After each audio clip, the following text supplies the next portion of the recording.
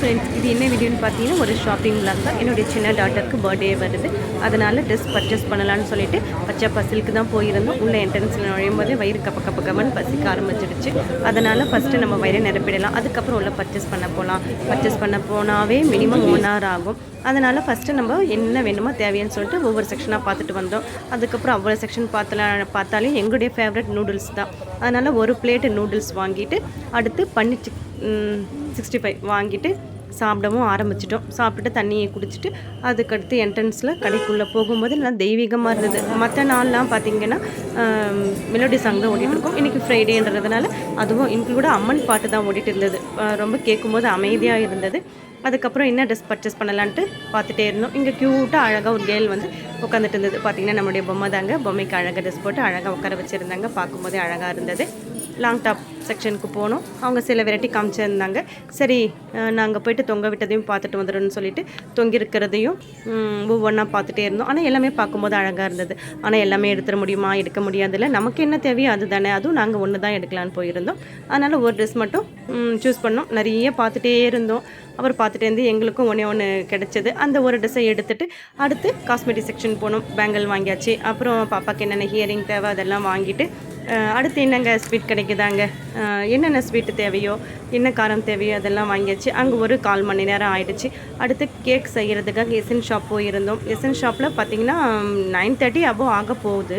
ஆனால் ரஷ் அதிகமாக இருந்தது. வெளியே பாருங்கள், ரோட்டில் ஆளே இல்லை அவ்வளோவா. எசன் ஷாப்பில் மட்டும் கூட்டமாக இருந்தது. நான் மட்டும் உள்ளே போயிட்டு என்னென்ன தேவையோ அதெல்லாம் வாங்கிட்டு வீட்டுக்கு வந்து சாப்பிட்டுட்டு படுத்து தூங்கியாச்சு.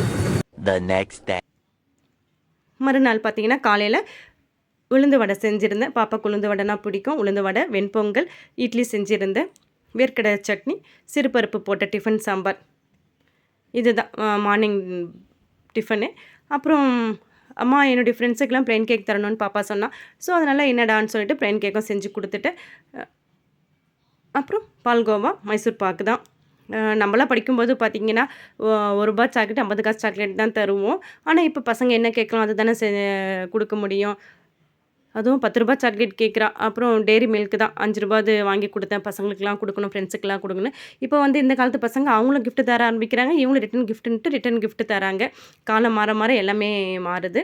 அப்புறம் என் பெரிய பொண்ணு வந்து அம்மா தங்கச்சிக்கு நானே கேக் செஞ்சு தரேன்னு சொல்லிட்டு அவளே ஒரு 1/2 kg ஆனால் கேக் பாட்டை மட்டும் வெனிலா ஸ்பாஞ்ச் நான் ரெடி பண்ணி கொடுத்துட்டேன். அப்புறம் அவளே வந்து உள்ள ஃபில்லிங் எல்லாம் கொடுத்துக்கிட்டா. உள்ள ஃபில்லிங் வந்து fresh cream with strawberry crush தான். நெக்ஸ்ட்டு மேலேயும் வந்து ஸ்ட்ராபெரி க்ரஷ் தான் ஜெல்லோட ஆட் பண்ணி இது பண்ணிட்டா. அப்புறம் டிசைனும் அவளே கொடுத்துட்டா. கோல்டு சுகர் பால் தான் டெக்கர் பண்ணிவிட்டு சிம்பிள் டெக்கரேஷன் தான். ஹாப்பி பர்த்டே டியர்னு சொல்லிட்டு எழுதிட்டா. பாருங்கள் அழகாக இருக்கான்னு சொல்லிட்டு. அழகாக இருந்தால் ரெட் கலர் ஹார்ட் ஒன்று கொடுங்க. 1/2 kg கேக்கும் முடிஞ்சிடுச்சு. இதை வந்து ஒரு ஃப்ரிட்ஜில் ஒரு 1 hour வச்சா. 1 hour வச்சுட்டு அப்புறம் கேக்கும் கட் பண்ணி சாப்பிட்டாச்சு. அதுக்கப்புறம் லஞ்சு தாங்க. லஞ்ச் வந்து பருப்பு, நெய், சாதம், வடை, ஸ்வீட்டு, குடமிளகாய் வேர்க்கடலை போட்டு பொரியல் செஞ்சுருந்தேன். அப்புறம் மசாலா உருளைக்கிழங்கு பட்டாணி போட்டு பச்சை பட்டாணி போட்டு உருளைக்கிழங்கு பொரியல் பண்ணியிருந்தேன். அவரைக்காய் சாம்பார், மோர் ரசம். ஈவினிங் பார்த்திங்கன்னா என்னுடைய பாப்பாவுக்கு ட்ரஃபிள்டு கேக்னால் ரொம்ப பிடிக்கும். ஃபுல்லாக சாக்லேட்லேயே இருக்கணும்னு சொல்லிட்டு அவங்களே பேக் பண்ணி ஓவர் பேக் பண்ணிட்டாங்க. ஸோ அதனால் மேலே வந்து லேயர் வந்து கொஞ்சம் ஹார்டாகிடுச்சு. இதுக்கப்புறம் பேக் பண்ண டைம் இல்லைன்னு சொல்லிட்டு அந்த 2 லேயர் மட்டுமே வச்சு. ஆனால் சாக்லேட் ட்ரஃபிள்னால் ஹைட்டாக இருக்கணும். ஆனால் இது வந்து சரி நம்ம வீட்டுக்கு தானே கஸ்டமர் கிடையாதுன்னு சொல்லிட்டு 2 லேயர் மட்டும் கட் பண்ணி உள்ள ஃபில்லிங்க்கும் வந்து சுகர் சிரப்பு கூடயே வந்து சாக்லேட் கனாச் வந்து ஆட் பண்ணிவிட்டு அது கூடயே ஊற்றிட்டு அதுக்கப்புறம் மேலேயும் சாக்லேட் கனாச்சு தான். நான் க்ரீம் ஃபில்லிங் கொடுக்கல. அதுக்கப்புறம் அவங்களே ஃபுல்லாக வந்து டெக்கரேஷன் பண்ணிக்கிட்டாங்க. பால்ஸ் வச்சு சாக்லேட் வந்து நிறைய வைக்கணும்னு நினச்சாங்க. சரி சிம்பிளாக இருக்கட்டும்னு சாக்லேட் வச்சு ஃபினிஷ் பண்ணிட்டாங்க. இந்த கேக் எப்படி இருந்துச்சுன்ட்டு நீங்கள் சொல்லுங்கள்.